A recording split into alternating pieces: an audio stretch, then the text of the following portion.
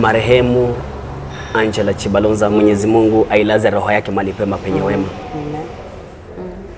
Nikiangalia kwenye mtandao naona kabla mjamtoa kibao hichi mliepukana au mlikwepa mauti fulani ambayo yalikuwa yawapate. Pammy, kulikuwaje? Tulikuwa tunatayarisha launch ya hiyo album Nimekutana na Yesu. Ndio ilikuwa tumemalizana na studio, ilibidi sasa ilaunchiwe. So kwa hiyo period yenye tunafanya arrangement na preparation na hiyo kila kitu, alikuwa ameitishwa kwenda kufanya kazi Nakuru, na hapo ndio sasa alipatana na hiyo ajali. Sisi tulisikia mlipata habari tu kwamba yes, tulipata tu habari ya kwamba imefanyika hivyo. Na sisi wote tulikuwa shock sana, kwa sababu ndio tulikuwa tuna prepare your launching na tumesha practice, nguo zimenunuliwa, kila kitu, so it was just a shock to most of us. Napenda pale nitabibu. Pammy, tuonyeshe penye unaikuja kuingilia pale sasa. Tuonyeshe kidogo. Hatufai kuwa hai wala hatutumai, ila yeye kweli ndiye atupumzisha. Yes. Hatufai kuwa hai ila yeye ndiye atupumzisha. Yes.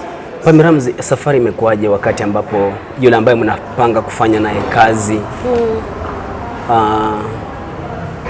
yanakuja kumfika, mauti yanampata, mumeandaa kila kitu kiko sawa, alafu kidogo tu anaondokea, ilikuwaje? Mlichukuliaje ile swala hilo? Of course tumechukulia na uchungu sana, not only because of the work that we were doing, but of course kwetu already ilikuwa dada. Huyu ni dada, ni familia, yani mumebond, ni familia. This is someone who comes to your family, you go to their family, so ilikuwa kwetu ni familia. So kwetu hata hatukulia ati kazi imesimama ama nini, no, hatukuwa na shughuli na kazi, lakini tulikuwa na uchungu ya kujua tumepoteza dada, tumepoteza mama, tumepoteza ndugu ndani ya familia, so ilikuwa uchungu sana. Pole sana. Angalia Peter alikuwa fisher ya fish. Alikuwa na fish, anaenda anachukua fish, lakini akamfanya fisher of man. Ukiangalia pia wengine anatumia hiyo kenye wako nayo ndio amtumikie nayo. So if God has called you, regardless of how poor your voice may be, because hatuwezi sema worse, but regardless of how poor it is, atahakikisha amekuwekea provision yenye itakutake through. Kwangu sauti sio shida, kwa sababu I've seen people who can sing and then wanaenda kwa mashule ama wana exercise and then they learn. Practice makes perfect. But angalia ndani yako, are you sure it is a calling? Because if it is not a calling, utakuwa frustrated. It's not easy. It is not easy kumtumikia Mungu. Ni a lot of sacrifice, a lot of falling down na stand up. So if you know for sure it is a call, jua Mungu atakupatia neema na strength ya go through, ya carry on. But kama kabisa dada unajiita, I will just advise you to find something else to do yenye maybe itakusustain in life, ama ukue hata asha kwa church, pia ni kumtumikia Mungu, ama hata uimbe tu kwa kwaya. But kama unataka kukuja kwa industry, unataka kujisimamisha kabisa, useme I want to do this, uhakikishe it is a calling, na sio just any other calling by your father or by your mother, but by God himself. Sikuhepa kabisa. Hiyo swali nimepata. Most of the time people ask me that question. Now sometimes I have the tendency to just say I am an African lady. Why? Because we are all black. You are all black? Secondly, we are all children of God. So I am a child of God. I am a servant of God. Just as you are. Because unajua sometimes tukianza sasa kusema wewe ni mjaluo ama wewe ni Mkikuyu ama wewe, ni kama tunataka kufanya watu waanze kutengana, kufanya huu ni wa ule na ule ni wa huko, tunaleta ukabila. So sometimes when we say I am just a servant of God or I am just an African, it's much better and healthier for both of us. But since you are insisting, despite the fact that I am a black lady, I am an African, nimetoka nchini Congo.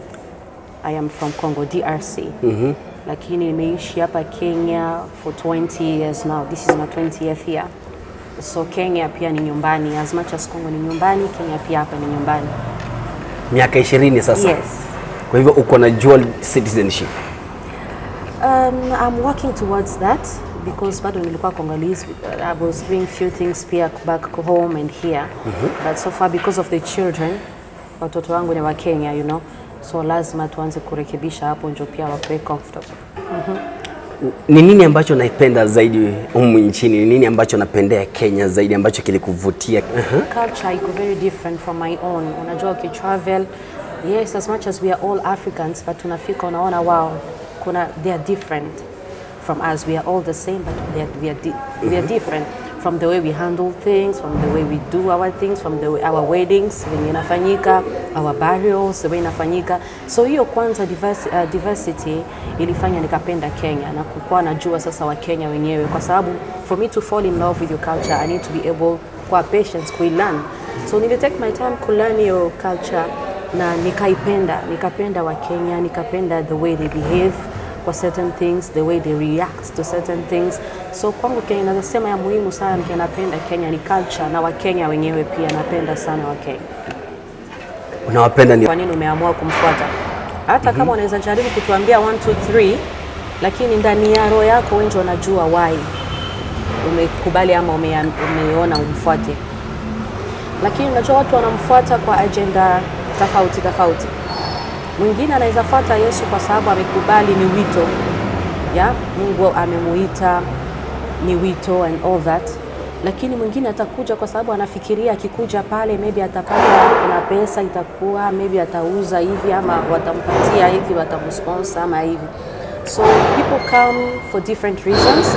Na tena wakiondoka maybe wanaondoka for different reasons. Mwingine sasa kama alikuwa na expectation yake ya kimwili na anaona hajaimit, of course anakuwa disappointed na anaamua kuondoka afanye vitu zake zingine. But if you know for sure that you've been called, now not just called by anybody, called by yeye mwenyewe Mungu, comes rain, comes shine, utastick pale kwa sababu uliitwa na ulikubali au kufosiwa. So you didn't come because I always say it, I don't worship God for what he can give to me. Ingekuwa ile maybe ningeondoka kitambo sana. I don't worship God because I know nitakuja pale nitapata gari, nitapata hivi. I worship God for who he is. You know, aliniumba ndio nimwabudu. So kwangu assignment ya kwanza ni kumfanyia kazi, kumworship back. And the only way I can worship him mimi kwangu ni kupitia kwanza hiyo kipaji yenye amenipatia. So as I said, I'm just a humble servant. I'm not there to judge other people, but I'm just talking about myself. Mimi, I know the reasons why I'm following Christ, and I'm not following him for what he can give to me, but for who he is. I have to show him reverence for who he is. So watu wanaondoka pia kwa reasons tofauti yenye I might say, I might not know. Ukiamini, Mungu atakutana na wewe pia kupitia hii wimbo. Ndoto yangu nikuone, kipenzi cha roho. Ndoto yangu nikuone, ndoto yangu nikuone, mpenzi. Ndoto macho ikuone tu, ikuone. Ndoto yangu nikuone. Nimesikia mengi kukuhusu Yesu, maneno matendo uliyoyatenda, yamebadili maisha ya wengi. Nimeamini paparatarata, limebarikiwa jicho lililokuona, chozi lake silo la huzuni, jamani, ila la furaha. Natamani nikuone maishani, nipate furaha. Haleluya.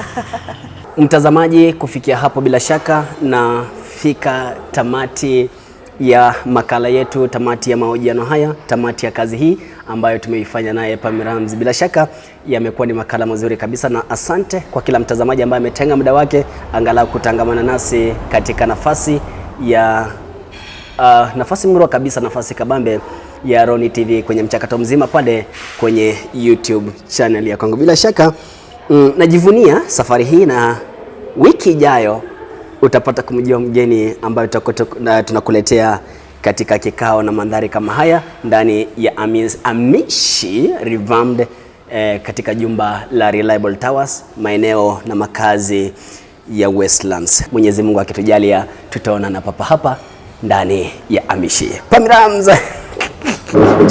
Njoo mama.